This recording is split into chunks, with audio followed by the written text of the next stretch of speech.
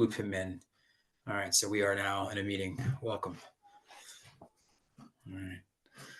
And no participants besides us. No participants at the moment besides us, but we are recording, presumably. Yep. And so, yeah, Andy Churchill mentioned he might be interested in participating in some fashion. He joined us, I think, at our first meeting. Okay. The one in person. The one we did in person, yeah. And Andy is a former school committee member and, been active around town, I think, for a long time and a lot of stuff. So, okay. Grover, I infer from the timing of your departure from the trust that we can benefit from your advice and consent. I mean, not consent, consulting and advice. That's the way you're open to contributing to this event today by sharing your thoughts about how we could do it. Sure. Yeah, I don't think I have a time to implement. Like we couldn't stand an event up in time, and I am increasingly crunched for time to help coordinate or organize. So I like to keep my commitments. I had said yes to this, so I'm happy to give ideas, but know that well, I guess what would be helpful is to kind of download as much of your vision and thoughts, concerns, so that we can work with your insights. Sure. I'm happy. Do you have specific? I mean, one question is what's an ideal venue? Another is, are there any strategic reasons to choose one weekend or type of date versus another? Modes of outreach. I guess I would put those as the top three. Because I think besides that, it's just like pounding the pavement and making invitations and dividing and conquering on that front. Yeah, and maybe getting the right guest list of panelists and presenters. Right. I mean, that's what I mean. On that front, we just gotta like start the shotgun and see who we get, but we can certainly create the wish list. And thinking in terms of Grover's sort of insights being comparably time limited here, kind of using perhaps what Gaston just named as a layer, but also perhaps separately. Grover, I'm curious, like, I know you've explored this yourself. Hey, Carol. Like if you had gone to an event a year ago, I don't know when you started exploring this yourself, Grover, but let's say it was a year ago. Had you gone to an event a year ago, before you knew anything, what would you have liked to learn? Yeah. Well, I started researching it 3 years ago.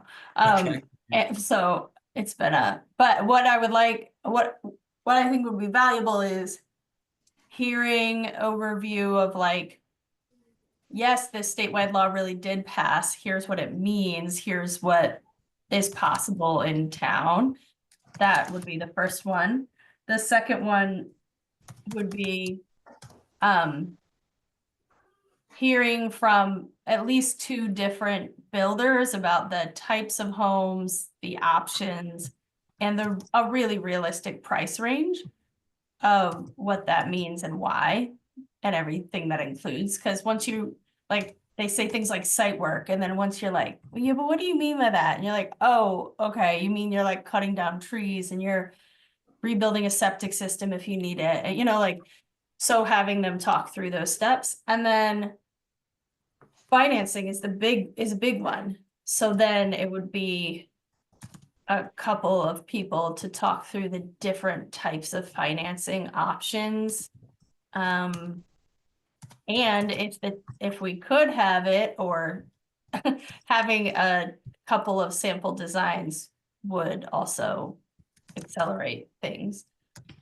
Specifically, I know it's a longer term goal, but to have a design approved and publicly available would have been really helpful. Like to be able to like look at something and be like that, let's go. Because the longer time that it takes, the more and more cost seems to be rising, and yeah, it just puts it out of reach. So those are the three things. And then plenty of times for questions, and also looking at pictures, I think is helpful when people are just starting to be like, but what is like 900 square feet is actually really big, but it's hard for people to conceive of that. Yep. And 150 square feet is actually quite small. Right. So showing those two differences. Yep. If I can, thank you. That's a super list. And if I can jump right in here on the pre-approved point, I wonder, Greg, if we can get the right people in the town to tell us if they about their experience approving ADUs, and if one of the designs they encountered they see as exemplary in any way and worth looking at as a kind of a reference point model, even potentially as something where they said we approved it once and we'd approve it again provided X, Y, and Z. Yeah, I mean, certainly I think those insights exist in town, and I guess what I have, right, like in the, Hey, Carol, how are you? Hey, Carol. Hey, sorry I'm late. I got to No worries. Glad to see you. talking to somebody from California and forgot what I was supposed to be doing. You get to do that. You're retired.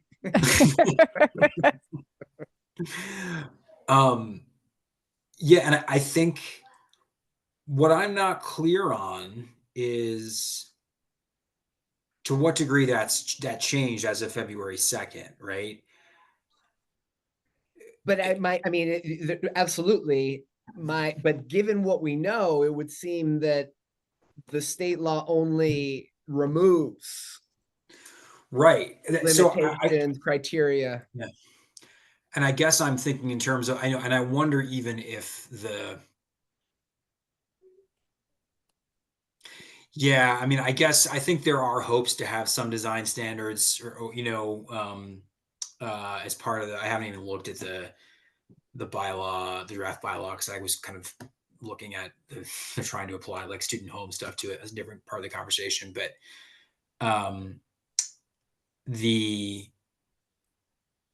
but I wonder if things like a rental management plan, some of the non sort of architectural, I mean, I think they are allowed because it's applied to single family houses as well. I think they are allowed and probably will require some sort of refuse shielding, which is a thing Amherst has that not all towns have. You can't just have like a dumpster outside of an apartment building, but things like that might be, I suspect they might be more variables that remain in town control than go ahead, Carol. Yeah. I just want to say, my guess is that nobody in town in any place is going to say we approved this and we would approve it again about anything, because they're like nobody's going to say that. But you could say you could find some of the ones that have been approved has gone through the process, and it's somebody. In fact, what if maybe somebody who's done it would be willing to come and talk about having done it? Here's the design we used, and here's what we did, and here's how it went. Of course, it's not all going to be the same, but hey, we did it. That might be worthwhile. I don't know. To hear somebody who really, really did it. It wasn't just pie in the sky. Yeah, I mean, and maybe so I think, I guess the point I make is I think we need to delve into what quote unquote pre-approval actually means, in the sense that some of what formerly would have been very valuable in terms of pre-approval doesn't actually add that much now because they kind of have to approve them, right? So the town has less breadth of oversight than they did, before the state law. So I think maybe it's kind of about focusing that question a little more and saying, like, from the town's perspective, like, what are the most expedited approaches to this? I guess there is still sort of building code stuff. Greg, how about we kind of ship this particular question to a meeting between you and me and Nate or whoever else makes Something on it. the building side, probably. Yeah. So let's try to get that meeting as soon as we can, and then we'll kind of drill down. Carol, just to review where we started, we asked Grover for her feedback about the main things she would have wanted to have known at a meeting like this before she dove into this, and what the law means and what's possible in town. Hearing from multiple builders what the options are and what they really cost, learning the jargon and its implications like site work, septic, and so on, financing options that exist, sample designs, and plenty of pictures. Your point about square footage, Grover, makes me think we should actually just demarcate what 1,000 square foot looks like, tape it up. Yeah. Maybe we could even tape up a floor plan, actually. Oh, that'd be cool. Tape, That'd be painting cool. tape. Yeah, that would be cool. You just made it an installation instead of an event. I Well, love it. which points to that other question I had of, like, what's the ideal venue for this event? Okay, so that's kind of where we were, and we hopped off the tangent, the important one of could we get insight about what the town has approved to project what would sail through the process. And just kind of tying a temporary bow around that, and I guess on yes, let's come back and delve in with somebody from buildings. But I think getting them to make a declarative statement about, like, yes, we will commit to approving, this design, with more expediency or whatever, and putting that in writing, that's doable, but a longer road, but getting, for example, like, the permit administrator who is solely handling ADU permits, to offer general guidance in person, like, that could absolutely happen in this kind of event, without, like, writing it in blood, so yeah, so just for, kind of differentiating short, medium, long term about what we can do there. And yeah, and where should it be? And I guess the other question I have too, it gets to venue, but then also to sort of format, and maybe I'm curious to hear from the three of you on your vision, or whether perhaps you haven't considered it yet, is how much of this do we want to be presentation, and how much of this do we want to be, like, fair, like, just come walk up to this lender's table and have a one-on-one with them for a while. I think that second piece is important here. Yeah. Yeah, I'm almost wondering if, like, on the hour we give an overview and point people. Sorry, Grover, go ahead. Oh no, you can keep. Yeah, no, just I'm brainstorming with what's a hybrid approach to that issue. Yeah, I agree that the hybrid approach is ideal. I was just gonna, like, yes, we're having, like, typo on what you just said, Greg, about the, like, bringing the staff person in to give general guidance and a longer term approach, but also just to remind us that the ultimate goal, or the thing that would really help bring costs down, is getting, like, the architecture department at a university or a local builder to give us full designs that people could use to cut out the design cost that the town approves. So I don't want that to get lost in the ultimate goal of our like, thinking about what we could do as a facilitator organization and helping bring the cost down. And one that we brought up that I think is still valuable is getting someone to donate designs that would be likely approved by the town. So Agree. Yeah. Yeah, and I think I guess though that initiative like that makes complete sense. It's actually in the housing reduction plan too, as it stands. Um, the sort of process around that would take significantly longer than standing up an event in in May or June or Totally. something. Yeah, It could just be one of the asks or pieces of a conversation, Sure. as we're building relationships with builders who might come to talk, Mhm. saying, or there might be an architecture student in the audience who's like, I'm actually psyched to do this. Whatever, just noting that as a piece Yeah. of it. In terms of venue, people often use the Bank Center. It has good transportation access, things like that. For this particular demographic, I'm curious about using one of the library sites, like the common room in the South Amherst Library is like, it's a stage. It's actually quite beautiful. I don't know what the common room in the North Amherst Library looks like, but that building is much newer. So just thinking about that in terms of like varying the options, or is this one of the things where, Amherst College offer, like, this is something like they offered, although I will say that parking I find intimidating there, and sometimes I don't go to things there because I find I'm like, where on campus is it, and I can't park, and it's a deterrent. So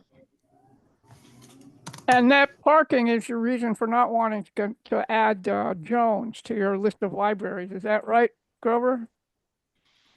no, I'm not going to say on public meeting why I did not add that, but it has to do with the quality of the building.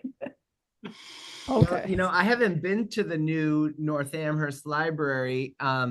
It's a great thing to get people into new spaces. And so if the venue could work, I think it's attractive for those reasons. I'm checking it. Maybe I'll just drop by and look at it. Yeah. It looks reasonably large from the website, right where I'm seeing right now. Is there bus service there that's any good? I don't think know. it's right on North Pleasant, kind of, right? Isn't it? I'm not sure. Montague Road, that's the extension of North Pleasant, isn't it? Yeah. Yeah, it goes right near the food, Yeah, survival yeah. center and stuff. Yes, I'm sure that there are buses that go there from town. Yes.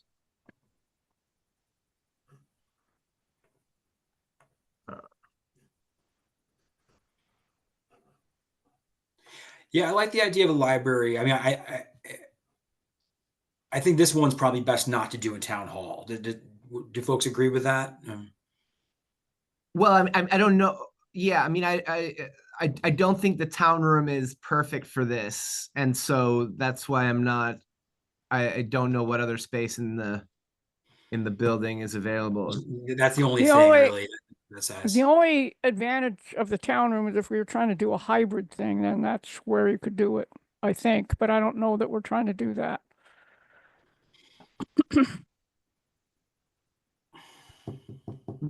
It would be nice to try to create like an evergreen video or something from the event. And so let's kind of keep that in mind.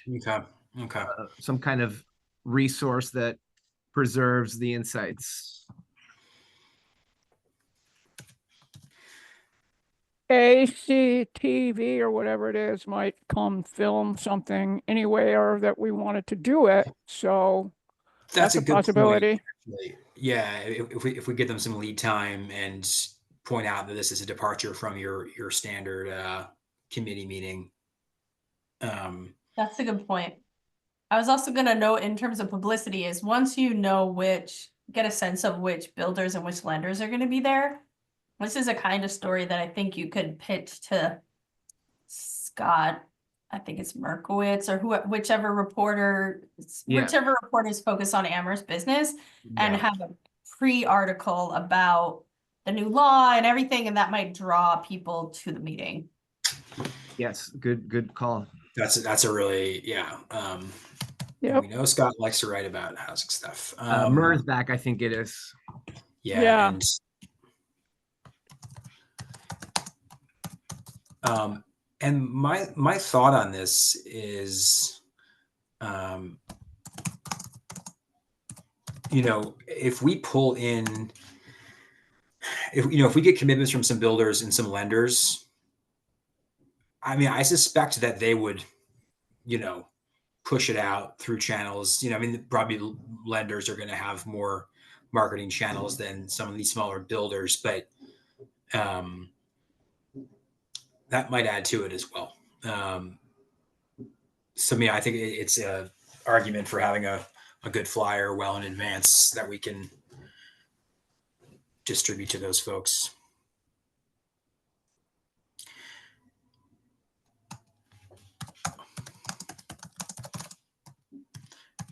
So, what do we think? So, program wise, I guess how long of an event overall, and how much presentation and how much mingling?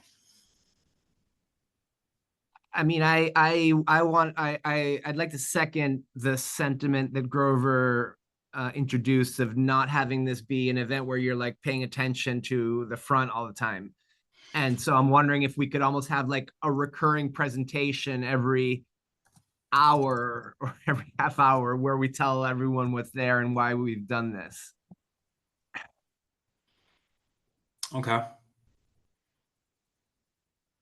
And have stations and almost a Sure. post session type of thing.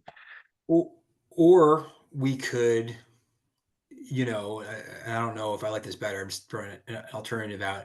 If it's a 3-hour event,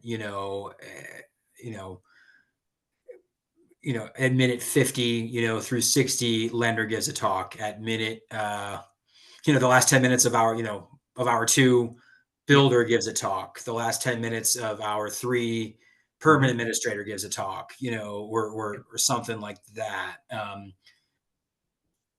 little more depth, but without the recurring. Yep. That What do you means, think? I don't know. I'm not sure why to spread them all out exactly. I mean, I guess that has people walking around, but that means if somebody has only a limited time, they can only hear part of whatever they're supposed to might hear. So I almost, if it's 3 hours, which maybe it seems long to me, and maybe it would be 2 hours, but if the first 45 minutes was the presentation, which included each person saying, and here's my station over there for more information, and here's my station over there for more information, but you had something so that people could get the whole picture in one time, I think that might work better. Yeah, I think that makes more sense for people's attention, how people do attention span, because if they had some presentation and then they were talking in the corner and they're like, oh, I got a text, I got the information I need, as opposed to hearing all the information allows you, if in the beginning you're trying to think about what it might look like, hearing about the financing challenges is actually information you need, even if you don't want to think about it yet. So, Sure. I just think that, and then to say they'll be at the back and give plenty of time for people to hang about, I think that formula seems to make sense to me. Well, let's get people to say yes, and then we can figure out the exact program. Sure. I mean, yeah, that makes sense. I suppose we can kind of build out from that. I mean, I think one thing that might, and this will absolutely emerge with banks, I have to assume that lenders will all the majority of those we contact will say yes. We should, we should think about that in terms of we don't want to have 8 bank tables and 1 builder, I don't think. No, yeah, we got yeah, I think Grover's suggestion of 2 builders. I'd love to see if we could get somebody who does modular homes in the mix. I mean, so we can switch to making our wish list and then seeing how we're gonna get them. But I wonder, what are we feeling about date? about what's the perfect time and not too soon and so on. The end of May, middle of June, I think probably before school is out is Mm-hmm. so it could be the first weekends of June. Memorial Day is the weekend of the 24th or whatever that is.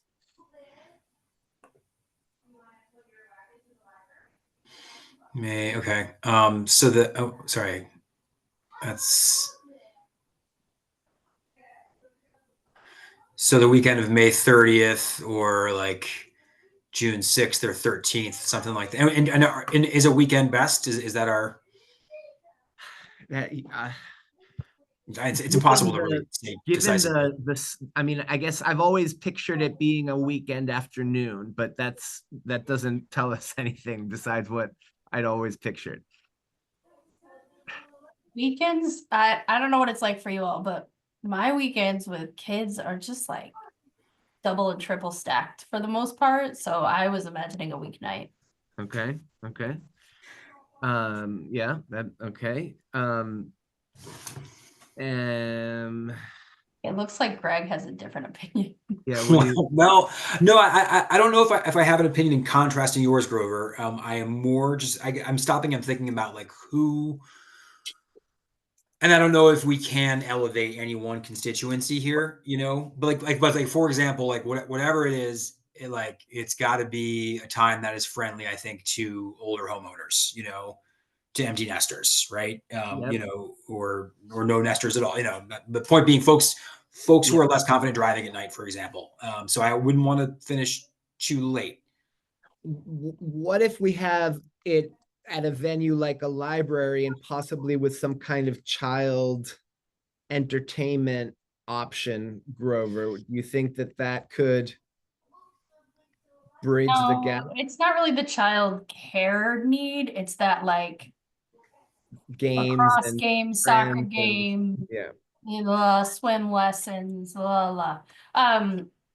But I think the point about the older retired homeowner is a good point. So, there's also you could just make it in the middle of a weekday too.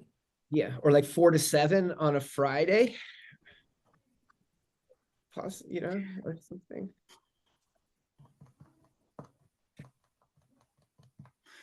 So I said it's getting lighter and lighter, so 7 o'clock is not so dark. We're That's only going to true, be yeah. less dark by the time we do this. So Okay. 4 to 7 just makes it. When is anybody supposed to eat? That's a tough time from that perspective. Okay. I mean,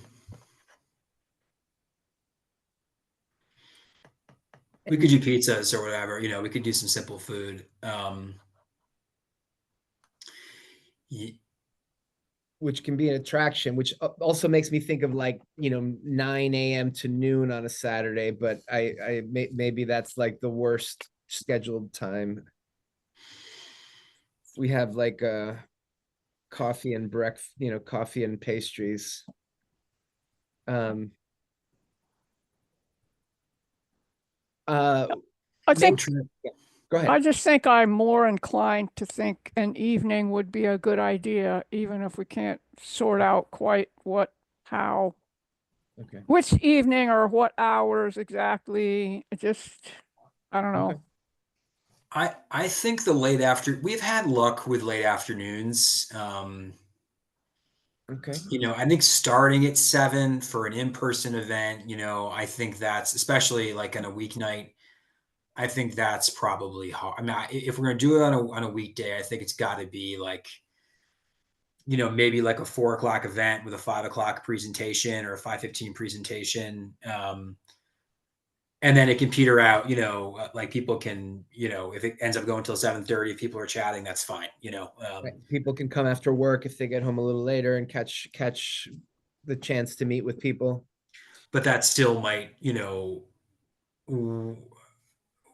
support support older homeowners. It might support, folks who are caring for younger people,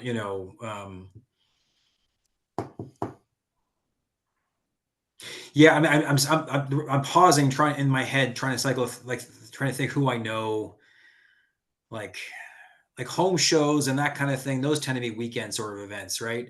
That's not my world really. I don't do that stuff, but All right. Well, um, the the other thing we can do is the asking, like, start inviting people and be getting a little bit of like focus grouping our invitees for what would work for them. yeah, and I tend to think if we just tell them, if we give enough lead time and we say this is when it's going to be, people will just do it for, that All can be a right. natural filter for us too. But Okay. I wonder, if we don't want to quite decide right now, maybe we could just pick one of those weekends and say, hey, it's either going to be Friday afternoon or, or a Saturday morning or something, and we'll follow up. And Well, if we're gonna do a week, like 4 to 7, what day of the week is best for that? Is it? I mean, I thought of Friday because maybe people can finish their work weeks early, but maybe that's not the case. That's the better day. Maybe people have more plans on Fridays.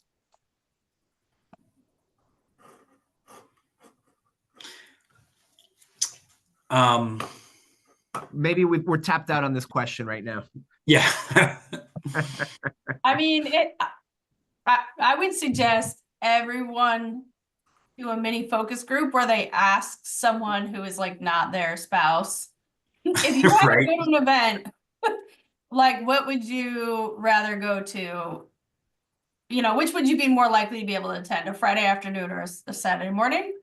I think that would be informative. For me, Friday afternoons, I call it tired o'clock. Like I'm just like so tired that I try not to schedule anything. But I would maybe rally for this if it's the information I needed. I'll mention the North Amherst Library on Fridays closes at 2. It's open Saturday 10 a.m. to 2. On Monday to Wednesday, it's open till 7:30 p.m. And I suspect Munson might be similar. Yeah, they have a slightly different schedule, but similar.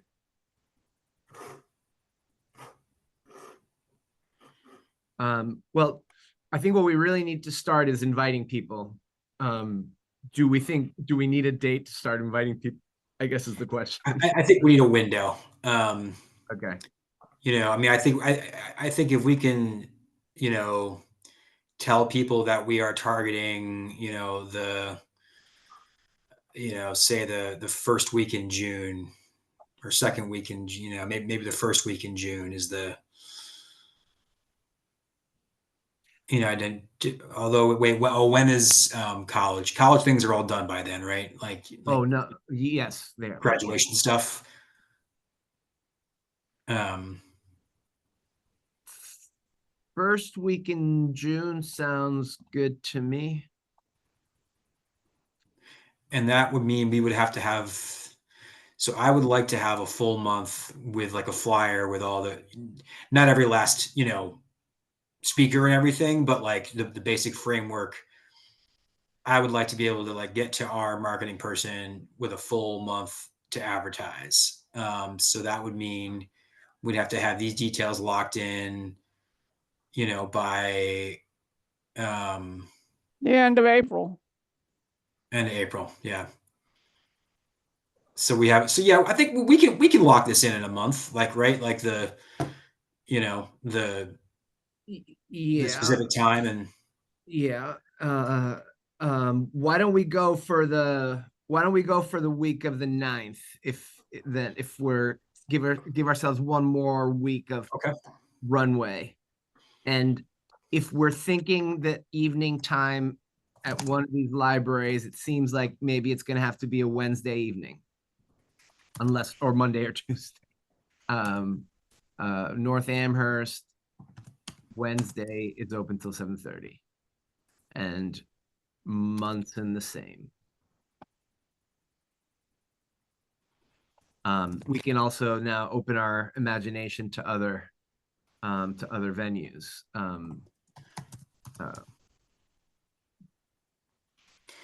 Like I want like the Drake is a big open. Yeah. So you know, random venues I'm aware of. So we have the Drake, we have libraries. Hitchcock has at least one nice room.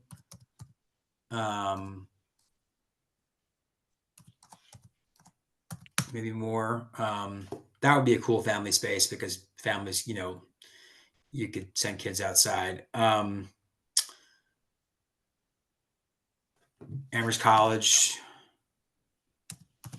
Any other?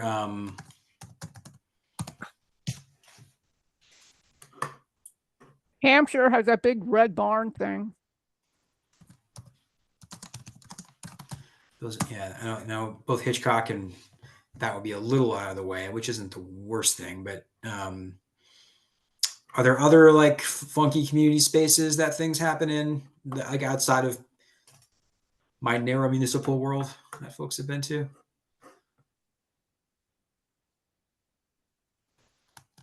I'm not thinking of it. I mean, the truly ideal space would have indoor outdoor qualities to it, but that's not essential. Okay.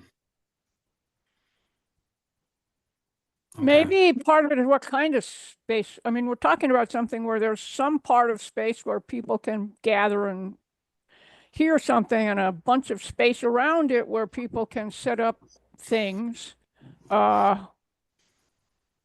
And maybe enough open floor space to put a 1,000-foot thing on the floor somewhere. That's maybe not as essential, but it's kind of needs to be a pretty flexible sort of space. I don't know what the spaces are like at the library, so I gotta say I just don't know. Yeah, I don't either. The Munson space is a big open room, kind of like the gymnasiums of my childhood, with a stage in the front and like a chandelier hanging from the ceiling. It has a beautiful view of the swamp and the hills. That sounds good. Is there a rug in there? Like, is it? No, it's hardwood floor. Is it? You think it'd be noisy with the whole crew in there? I mean, I heard a violin Could concert be. in there. I don't know. I mean, it's Right. pretty high ceilings. Like it might be as people are talking at the same time, but if people are quiet for the presentation and then talking, should be okay. Yeah, Munson seems compelling. So let me. I can. Let's check out a few spaces. I think what I'd love to see if we can get to before we close today is kind of targets for each of us of how we can start pounding the pavement.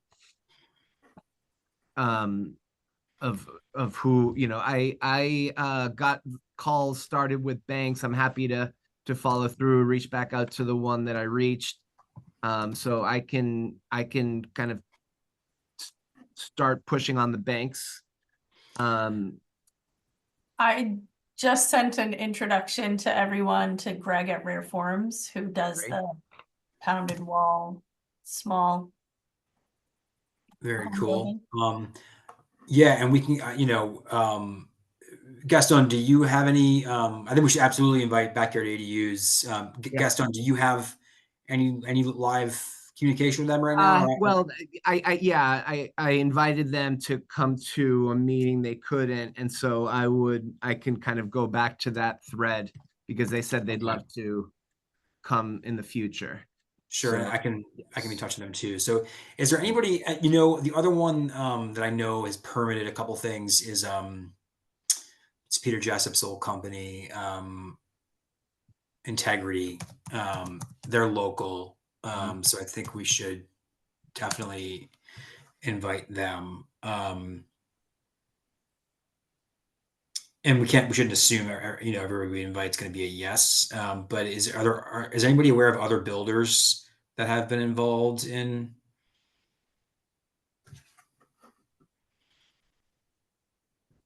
Not off the No, top of my head, but that would come somebody up. somebody said maybe there's something that is a modular builder.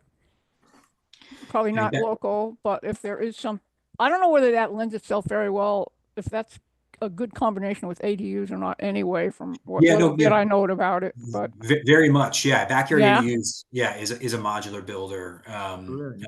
And in fact, in a different way, I think Rare Forms is also, but they build panels as opposed to whole units. They do, and they work with a different small co-op in northern Vermont called H something. no, it's like I can't remember their name off the top of my head, but they have modular casitas that they can just ship flat packed that are also the same kinds of walls. Flat packed. I mean, I might be using the wrong word, but it's just like they just ship it on a trailer and then you set it up and it's like packed walls and everything you need for it. It's kit. Greg, our meeting with the town will generate some builders. Yes, I think so. And I might even have some stuff they've already given me. That's where I got integrity. I'll look and see if anything else is in there. Yeah, I mean, it'd probably be good, I can try and poke around and figure out if there's anybody else who's actively building these in the region. I don't think it makes sense to like stretch builders into, just because you're a builder doesn't mean you should come to this unless you actually build ADUs or are strongly planning to, I think.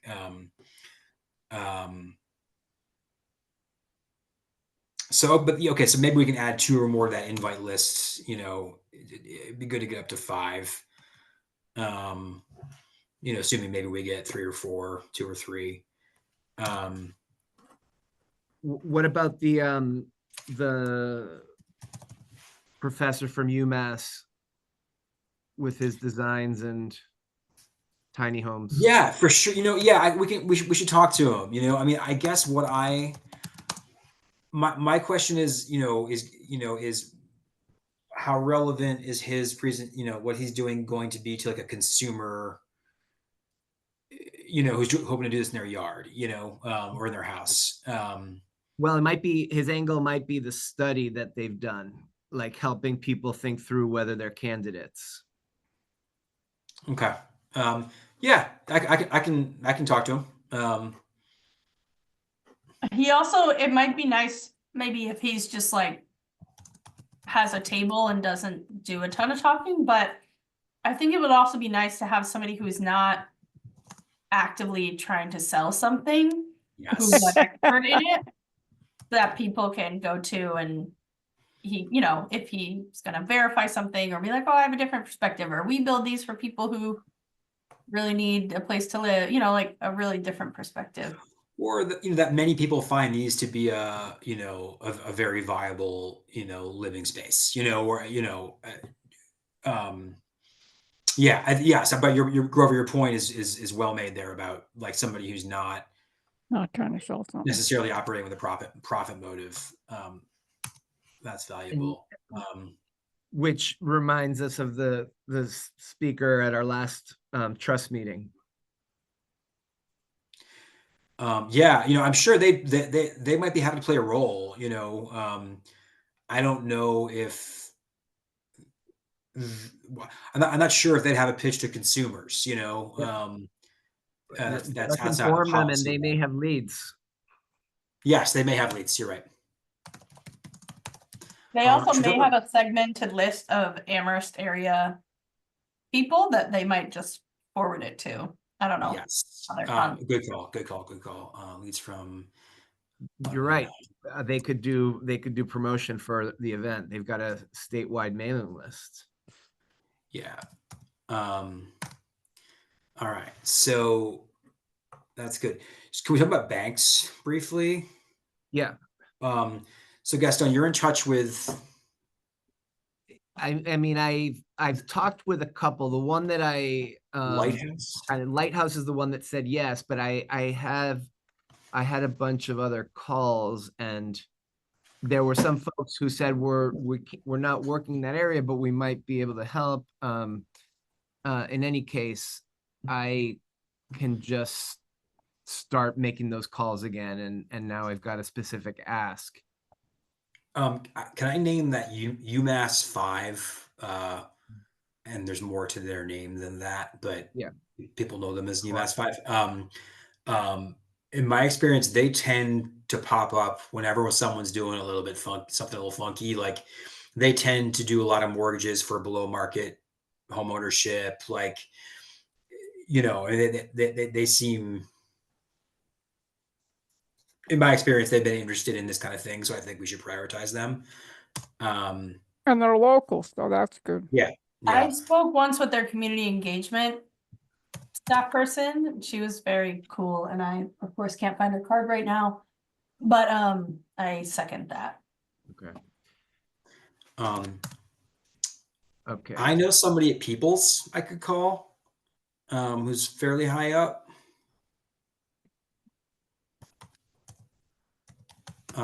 Here's maybe a dumb question, but are we in any danger of ending up with too many banks or too many builders? Yes, not a dumb question at all.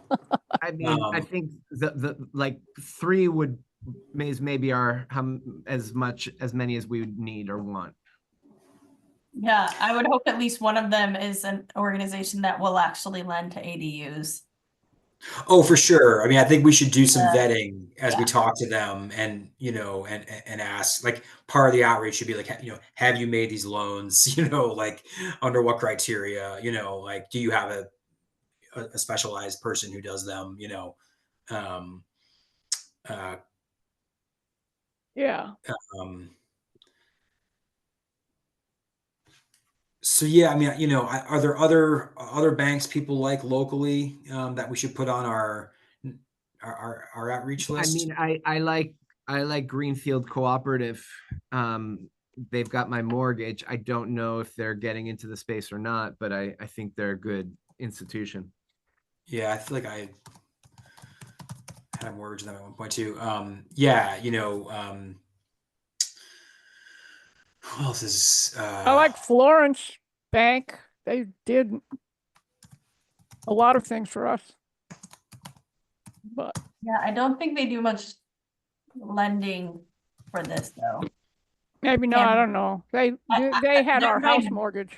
Oh, they did? Okay. They are my bank, but when I reached out, they just sent me to the wilds of strangers on the internet to apply for a home construction loan. Oh dear, okay. So folks, I need to run to something shortly. I guess I wonder if we can have our next meeting, slightly short of a month, so we can pick back up on this. Yeah, I'm open to that.